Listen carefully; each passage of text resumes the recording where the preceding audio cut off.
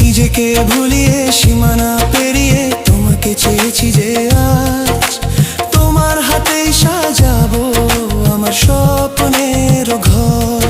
আমি তোমার প্রেমে পড়ে দুনিয়া ভুলে গেছি।